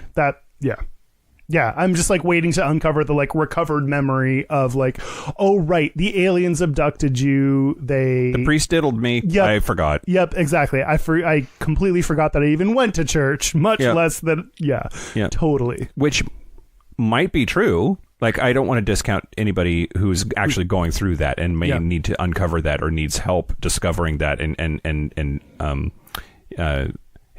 help process that. Yeah. You also don't need that, though, as a justification. You don't need to have some uncovered trauma to justify going to therapy. Or like, growing up gay is enough, a million little T traumas that's reason enough. Yeah. And anyway. Yeah, totally. So EMDR, what they do is, at least the Wikipedia article says... Oh, you looked up a Wikipedia article on this? Yeah. Wait, did you do this in advance, or did you just do this right now? No, I did in advance. Oh, you wanted to talk about... you knew that I did this, right? I knew that somebody had. I didn't know that it was you. Oh, it was me. Okay. Yeah. Do you want to do it now? No, I'm kidding. I'm not a trained professional. It's not that like hard. You did it speaking Spanish or something. Okay. I'm going to speak in tongues. Like, hey, like, Mike is like, I did it wrong. But the person being treated, that would be Kyle, is asked to recall distressing images while moving their eyes side to side or hand tapping, but something that is bilateral sensory input. And I think it's just, it doesn't make any sense to me. It's like, you think of something disturbing and now let's make your eyes move real fast and that's going to fix it. Well, okay. In practice, what this looked like is I sat in front of my therapist, put my hands on this wasn't important, put my hands on my lap. She put her index finger at a comfortable distance in front of my eyes and moved her finger back to back, like side to side. And I followed it with my eyes. It wasn't fat. You said fat. It wasn't fast. It was just a right, left, right, and you just follow it with your eyes back and forth. Okay. And she did that for, several seconds. She didn't ask me to think of something disturbing, though. But what she did is almost like mindfulness, like that whole kind of practice is just like she stopped doing that and then said, "What did you think about?" Like basically, it was just every time, "What did you think about?" And so I would say, "I thought about that one time when I forgot my homework and I cried at school." Oh, Okay. She put her finger back up, back to back, side to side. Now what? And like, thought about that little place in my bedroom that I used to keep all the heads of the pets in the neighborhood that I killed. and she walked away, and the police came. No, So I burned her office down. Yep, it was all very healthy. I listened to my body. My body said, "Burn it," and now I'm fine. Khaleesi! I don't know. It's Game of Thrones. Right. Okay, go ahead. Dinklage. And it was weird. I did that like every other time we did that. Every other time we did talk therapy. If something big happened, what? I just taco therapy. Taco. Okay, don't write off taco therapy. It is a very satisfying form of therapy that we all enjoy. It doesn't fix shit, but No. it's great. And in fact, it makes things worse, bowelly speaking. But, and yeah, so like sometimes I was like, even to my therapist, I was like, I don't know if this is helpful, but that was my most effective therapist that I worked with. And what that did uncover is like what we would do. I don't know what part of, like, I don't know the technical rules of this or, what we just did because it worked for us. But like, there are sometimes at the end of doing that for an hour session, You would do it for a whole hour. Mm-hmm. The finger thing for a whole hour. You got fingered for an hour. I got so much fingered back and forth. So many memories came up. Every memory she would write down, and then we'd keep going. And actually, like, I guess one of the things that this was based on is we were trying to focus on what we came to. This is a really important thing that I learned from therapy is I have issues of self-confidence, self-esteem, low self-esteem, like that. I hope you didn't pay a lot for her because I could have told you that. Okay. That was like a giant finding from therapy is that I have low self-esteem. Like you're right. Now that seems like no fucking shit. Also, like, I didn't recognize that. I didn't understand that was a central issue for me that was causing a lot of my own problems. And so, like, to come to that's where I say, like, people who think they don't need therapy are probably the ones that need it, is like, I didn't know I had this giant blind spot into what was causing so many of my issues. So, like, I at least knew I was super depressed. I was gay and depressed. I at least knew that, but I didn't know the central issue that now seems so obvious. So, like, if you don't think you have a big problem, a therapist will help you understand. It'll help you realize your own issues that you need. What has it changed for you recognizing that? Well, so part of EMDR was you focus on the central belief of I am not worthwhile, a core belief about yourself, and then so I guess that in that way it was, she didn't just specifically say think of some traumatizing images. She just like, let's focus on that core belief and then think about what memories come up for you. And I think this is how, like, it makes sense when you think about it in terms of PTSD of like, okay, then what memories come up for you? And so it's a way of exploring your past and some of those little T traumas that then, like, a memory that you have of when you're 6 years old is important. Whatever it is, the reason it lasted this long and the reason you still think of it, something about it is important. Yeah. Could be great, could be terrible, who knows why, but that's important to remember.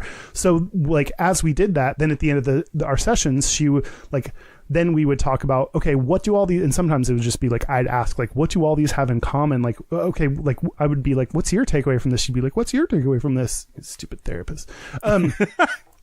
But, I'd come away with like, wow, there are a lot of little things that I felt rejected for growing up, both because I was gay and not because I was gay, just times where I would try some creative pursuit, and my parents would, not knowing, kind of write that off or say it was stupid, or, you know, not that directly, but like not that easy. But like, you know, the message I got was like, don't, like, being yourself isn't that great. Just kind of try to be a little bit different than yourself. And so like learning all those experiences and how they added up and how they affected me. And I'm super sensitive. So like, it's okay to be sensitive and have little things that people didn't mean to affect you in that way. Like, have them, it be okay that it affected you that way, and learn from that. Like that was one of the big things I learned from that EMDR. And then beyond that, to even more answer your question about like, how's that affected me? It's like, you know, what I've connected it, I feel like for me, a big part is connecting the why. Like, why do I have low self-esteem? And the part that I've been able to understand is, growing up being gay, I learned that who I was naturally wasn't right. And it's in little ways where I would say some interest in some music, and people would be like, that's stupid, or that's gay, or whatever. Like, I learned to modify my behavior based on other people's reactions. So what that did to me now is, it's hard to base things on, I believe this is what I want or need or whatever. I don't care what other people say. Like, everything's based on, 10 people told me I need to do this thing. Okay, I'll do it. You know, like going shopping for my own jeans or shirt. It's so hard to do that on my own, because it's based on what other people say looks good on me, not what I think looks good on me. To recognize that my opinion is worthwhile. That's kind of, I think, how being gay like diminished my self-esteem. It made me depend on other people's opinions for my own feelings of self-worth. And now I'm trying to learn how to use other people's opinions. Are important, and especially people you care and trust about, but they're one input that you need to use to make your own opinion. Other people's opinions shouldn't decide what you believe. People you care about and trust should help influence what you believe, but you also then need to look inside yourself and decide for yourself what you think and believe. Yeah. And that's a really challenging thing. So, and then, you know, beyond that, things that I've then worked on is, I mean, there are like, it sounds silly, but like, there's this list of things that my therapist gave me of things to try to, as, you know, people with low self-esteem, how to help. You know, you basically have to go outside your comfort zone then when you have low self-esteem, because like, you're not comfortable doing a lot of things on your own. So you have to try things to help build that up. And they're going to, like, you start really small. Like, a small thing is ask the cab driver to turn on the air. That sounds, if you're not someone who's like me, then that sounds stupid to even like, you just say it to them. But like, it's like, my needs are valuable and important and worthwhile. And I'm going to tell someone that, who they may not want the air on. They may get annoyed that I'm requesting that. Like, these are all the doubts that I have about what this person thinks about me because I'm requesting this, are like, that's what I have to get over. And then the more you like, so that's a small thing, to walk into somewhere and just ask for some water and then leave. Like, there are all these little things that you can try to do that are based on, you're worthwhile, you deserve, you're allowed to ask for things that you want and need from another person, that kind of help you expand your comfort zone with your own, you know, feelings of self-worth. Like, that's something that I've worked on from learning this from my therapist. Yeah. I think I've noticed. Oh. Like, things. You're decidedly more assertive. Like, in a healthy way. Like, assertive, like, that word gets thrown around, I think, a lot in pop culture to mean like bitchy. And you're totally not that kind of assertive. I think, boiling it all down, one of the hardest things that I even still have a hard time dealing with, that my last therapist told me, is, you are a worthwhile person even if you do jack shit. If you just exist, if you don't do anything, you don't contribute to anyone, you don't do anything, you as a person are just worthwhile for being a person.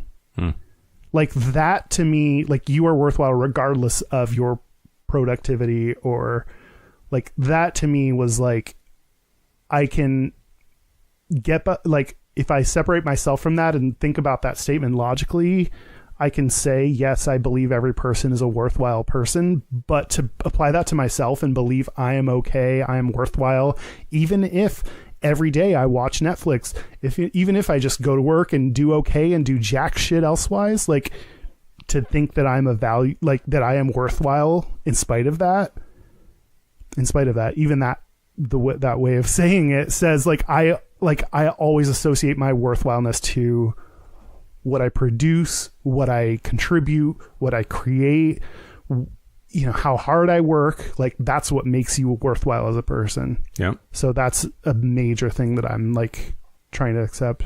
Yep. I've talked a whole bunch. What's your biggest realization from therapy? My primary struggle in life is to find value in myself that does not involve other people. I only value the things that I do that make other people happy or make people notice or make people comfortable or further their agenda. Like, there's lots of different variations on the same idea that like my value only exists when there is another person through which that value can be seen. And it is excruciating for me to be alone, and yet the fact that I am so miserable when I'm alone, I hate it so much. I want to make myself learn how to be okay with it. And but that shit runs deep. That shit runs really, really deep, and it's super hard. I was talking to my therapist today about this. When I went to Russia last summer, there were some segments of that trip that were pretty miserable, actually. And those were the times when I was alone. Like, I made relationships on the train, and I hung out with one of the dudes that I met on the train when we were in Moscow, and then I hooked up with a dude in St. Petersburg. Like, there was a continuity there that, like, the trip had so much awesome to it. But there were lots of shitty parts when I was alone, and I didn't care if I walked around Irkutsk. I'm like the largest freshwater lake in the entire world is 5 miles from here, and I just right now don't give any fucks. If somebody else were there with me, I would absolutely be like, yeah, we need to go see this thing. We need to make it happen. Why aren't I worth making that experience happen? It's only for somebody else, in the service of somebody else's experience, that I will allow myself the pleasure or the yeah. It's hard to explain. No, that makes sense. And so I was marveling just today in therapy that showing people pictures and cooking Russian food for them and talking about my trip was more fun than the trip itself. And I'm kind of pissed off about that. Like, it makes me sad and it makes me angry that that's the case, because some part of me desperately wants to just make myself happy and not need other people to exist. It's super hard. Learning to be happy on your own, that to me is like, if you can do that, it's like you've got it, I don't think I'll ever be suicidal. I know a lot of people are and have been, and that life events can trigger that because they don't know how to deal. I don't think I'll ever be that. Like, I've never had a desire or a plan. And knowing that about myself, pain is actually pretty great. It's sort of beautiful because it forces me to do it. Like, a lot of mental health is just putting one foot in front of the other. Yeah. And sometimes you got to turn around and realize you've walked a while. Yeah. I was going to wrap up if we're ready for that. Put a condom on this bitch. Wrap it up. And then take it off, because that's a form of porn that people are into. Taking off condoms? What? Condom to bareback? Oh, that's a... What? Like one of those, like, I'm uncomfortable at how interested in this I am. Okay. It's like a So with the knowledge and consent of the bottom? It's a lot of things. No, I mean, like, sexual interests are always, I feel bad. No, like, have you heard, I think it's like Amy Schumer's stand-up or other people's stand-up where they talk about, like, I think it's called the Houdini. Wait. Is the Houdini where you're fucking somebody and then somebody else fucks them and then you go outside and like go to the window and wave at them? Yeah. You're like fucking someone. They don't know that someone else walks in, takes your place fucking them. Really, you got to do a real smooth transition into them fucking them. You walk away. Yep. And then like wave at them in the window. It's like, great. No, that's not okay. That's definitely rape. Yeah, there are lots of hilarious things that are just rape when you Yep. But there's this porn. I heard about that from Amy Schumer stand up and I was like, that sounds so sexy. I would like, not that I want to do that, like in that I want to be the person that is getting fucked in that scenario. So I think that makes it a little bit better. Okay. Maybe? Yeah. I don't know. Anyway, it's really interesting. Okay, this is way off topic. There are a lot of sexual fantasies that, like, if they happened with everyone's consent, it would be fine. But having everyone's consent makes the thing not possible. Right. And I mean, a rape fantasy is the easiest example of that. Like, yeah. That's a separate episode. Great. I need to get therapy for this, probably. I was going to say some of the tips from Nami. Here's Kyle's Trojan. Hello. Wait. Ribbed for our pleasure. Wrap it up. Oh. I was like, I'm going to pretend like I'm being healthy and then secretly jump out at you with rape fantasies. No, I don't want to be in a horse. I want the horse to be in me. No. Whores? The Trojan whores? The Trojan whores. The National Alliance on Mental Illness gave some tips for finding a LGBTQ inclusive provider. So if you want to get into therapy, one thing we should say, sometimes writing or saying things is helpful therapy. If you want a kind of like low pressure, easy way to talk about something or say something, email us, leave us a voicemail. Let us know if you want us to use this or not. You can say, hey, don't use this. Also, here's whatever. Sometimes, like, if you need to say you're gay to someone, if you want to talk about an issue, you may send it in to us and we won't say anything and we'll never talk about it. So it's fine. So that's one thing you can do if you're looking for kind of a way to Don't do any of that. Don't do anything Kyle just said. It's too much work. Join our Facebook group. It's closed and private. Post your shit there, and then other people will take care of you. Like, that's true. Our Facebook group has just turned into this like supportive community that we don't have to do the work for. And every now and then they're just like, here's this funny dick. And then you're like, everyone gets to laugh. It's fun. It's sexy. It's therapeutic. I agree. But no, also, yeah. Okay, so... And we are more than happy to listen. We read, listen to. One of us reads, listens to, processes everything that we get sent. Yep. And absolutely. We try really hard to get back to everybody too. So. Yeah, I don't feel great about my having... Shut up. Okay, great. We have we've been trying really hard. We have been trying really hard. And if you don't want us to air it or say it, please let us know that up front so we won't try to that. But other things this organization suggests is there is a Gay and Lesbian Medical Association provider directory. So you can look, find inclusive medical providers. To find it, the website is so fucking annoying and weird. So just look up GLMA provider directory on Google. It'll be one of the first things you provide. Glima. Yep. Glima. That's kind of gay. I like it. So go to therapy. This is your, if you were waiting for a sign to go to therapy. Oh, this is your sign.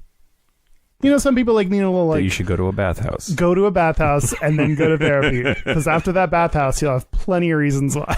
No. I don't know. Some people like feel like they need... The universe works weird sometimes. And whether you believe in God or you believe in fate or you believe in just like Neil deGrasse Ouija Tyson. boards, whatever. Yeah. Sure.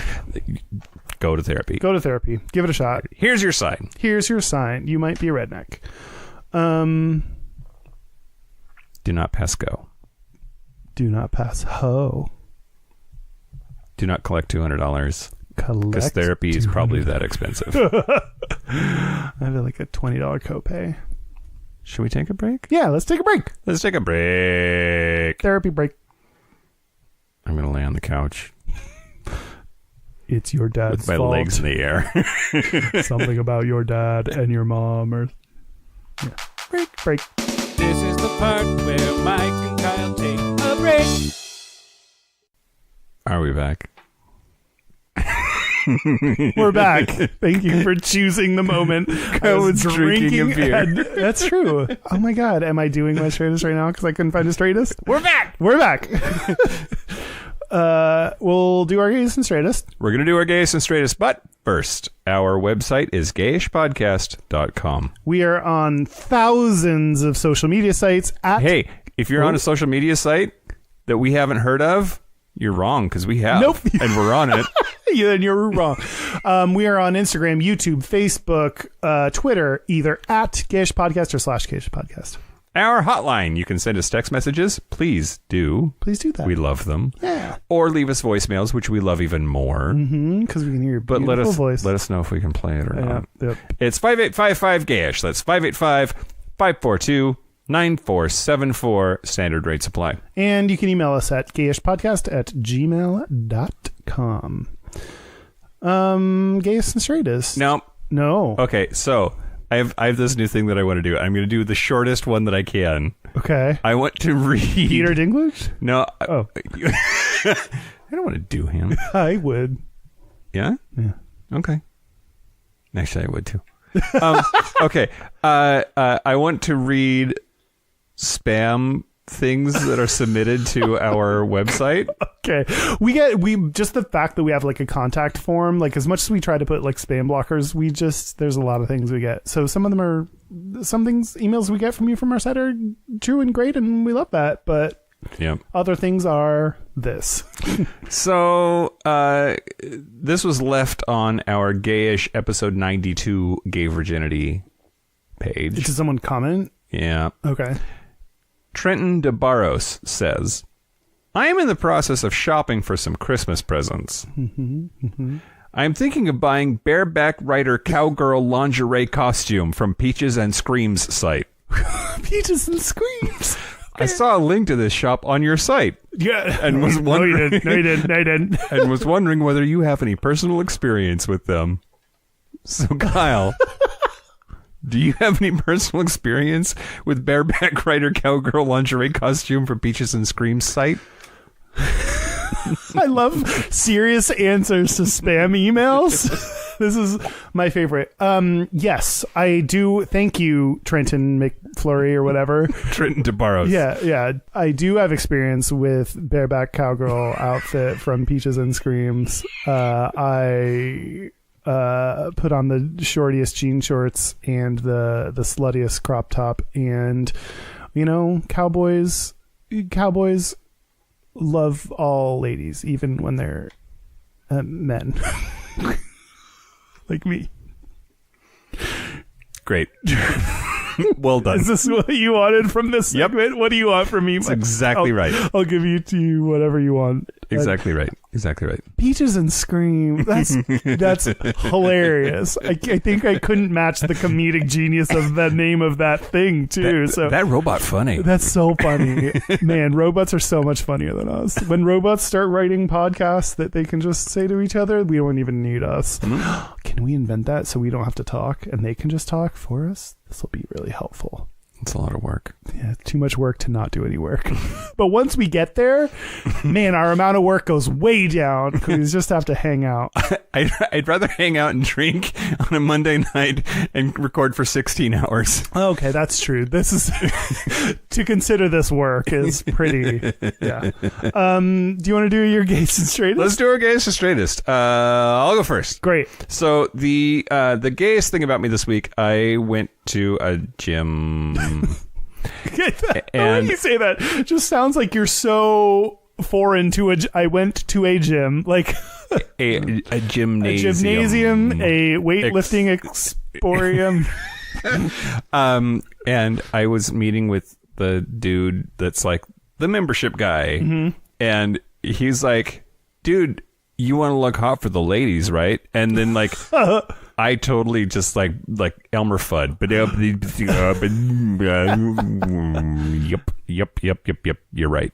Like, did you go along with it? I went with it, which maybe should have been my straightest thing, but like no, the gayest thing was just the like clearly that threw me for a loop. I was not saying sentences back to him. And does he still think you're straight now? I think so. I mean, okay. I think this is to take your thing and make it more serious. Like, again, like people, the assumptions are that once you've come out once, you are now out. Oh yeah. And I mean, we've talked about you have to come out over and over again because you constantly meet new people who don't know. But also, like, it's not all of a sudden easy once you're out. Yep. So, I mean, that can sound helpful or not helpful. Like, it's not that you do it once and once you get over that hump, like now you're a genius and you can come out so easily. Like, it's something you need practice at. And so hopefully that makes people who haven't come out feel a little better that like, it's not, you don't have just one giant roadblock. And if you only got through it, you're fine. It's like, you just need to practice at it and work at it. And hopefully it'll be easier at time, but like, yeah, they're over time, but. Well, I'm afraid people are going to hear me say that I'm the dude on Grindr that says I'm straight acting in my profile, like that's a fucking accomplishment or something. Yeah. And I present pretty straight. Yeah. And so for straight people, that just means they assume I'm straight. Yeah. Right. And that's harder. Like if I showed up wearing sparkles, I'm sure that he wouldn't have said that. Yeah. And Anyway. Yeah. The straightest thing about me this week is I bought tickets to go see Incubus. The first band I ever saw in concert. You're so straight. I know I was. That's a straight guy band, right? Like I think so. I think so. I'm pretty sure they were a band that played in like Disney shows, but like weren't allowed to be called Incubus because Incubus means something about the devil. So they just were referred to as the band. There's the Incubi and the Succubi. Ooh. That's. I'll suck you by. You buy? I'll suck you. Great. Yeah, I have not even thought about them for so long, but you've been playing their songs, and I'm like, yeah, I still like this. Yeah, I still want him to be shirtless. At least 25 years ago. Yeah. Oh yeah, I wonder how he'll look now. I'll find out. And how he'll play now. I'll report back. Great. They're coming to Seattle in September. Great. And if you're going to Incubus in September, you'll be there with me. Watch out for Mike because he might sit on it. Your turn. My gayest thing. Yeah. So at work, I have some vitamins that like I can never remember to take. I mean, it's difficult enough for me to take my like daily medication that makes me a sane person, much less. Okay, no, that's stretching it a little bit. What? No medication will make you sane. Oh, saner. Yeah, fair. Closer approximation to human. To a regular, fully functioning human person. Yeah, I'm working on it. No, but like at work, I have things like multivitamins and a vitamin D pill. Which every time I take vitamin D. Every time I take a vitamin, I can't not think that, like, man, dicks would be way more therapeutic. Like, I can't. There's something about me. I can't not think about that. Yeah. Dicks. You gay. Dicks on the must be. This is what Rihanna sang about. Must be dicks on the brain.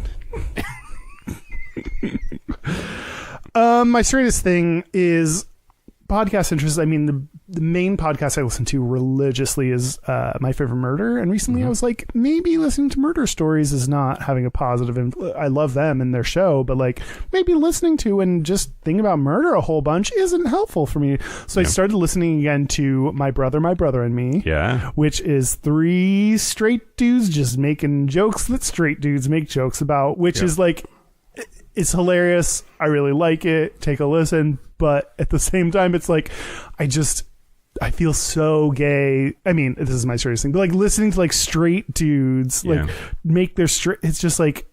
And there's something about the fact that they're brothers, and yet so different from each other. Like they're very distinct personalities, and something about it works. And it's they have a million podcasts now. They're well known in the podcast world, but like it's just like to hear straight people talking about things you like. It's just funny. I don't know. I feel very straight listening to that show. They're like the Mormons of the podcast world. They have 8 wives. Amongst the 3 of them, also I'm like, by wives I mean podcasts. Like they're on everything. I thought she meant they're married to 8 people. I think they're individually each married to one person, a woman, a woman each per McElroy. That's fine. But like sometimes hearing them joke is like, man, it must be so difficult to just be like a well-adjusted straight dude, because you have to like, what do you find comedy in that? Like half of our comedy is like butts and dicks, like, which if we didn't have that part about it, we like they make butt and dick jokes. That's true. But like we make sperm and like, I don't know. It's just like they don't make a lot of cum guzzling jokes. Nope. And here on Gayish, open up, because what is the sound of one throat guzzling? It's just like, as shitty as being gay is sometimes, like it's like, but I have a rich, deep experience, to dig into to try to find comedy. And if you're straight, you have to find that in just being alive and being a person. That seems so difficult. Anyway, that's not my point. My point is just listening to them feels very, very straight, but it's funny and it's like light and relaxing, and I like it. So that's it. That's it. This is the empty space that you've done very good about. We still want to thank Charlie Fenn for the use of her theme music in all of our previous episodes, and check out our album. But thanks to Mike for our current theme music. Yeah. A thank you to all my therapists. Straight and gay and couples and individual and male and female. Just God bless you. And thank you to the people that are open and honest about needing or being in therapy, because we all do. So the people that talk about it are just the honest ones. Everyone else is lying. So let's keep talking about it. It's important. And thank you to you and our audience, because I'm not kidding. I think that this is a therapeutic experience, and I really appreciate it. Oh, well, thank you to you. We didn't talk about it too much, but like, you were the first person I opened up to about so many things about my fucked up mental self. So it was the relationship that you and I have has been really important for my like development of my mental health. And so thank you. Yeah. I was the finger in your dike. What? And then the floodwaters came. Oh yeah. Okay. So this is advice to everyone. Finger the next dike you can. The dam will break, waters will flow. Any hoomsels. This has been Gayish. I'm Mike Johnson. I'm Kyle Getz. Until next week, be butch, be fabulous, be you. See you next week. See you next week.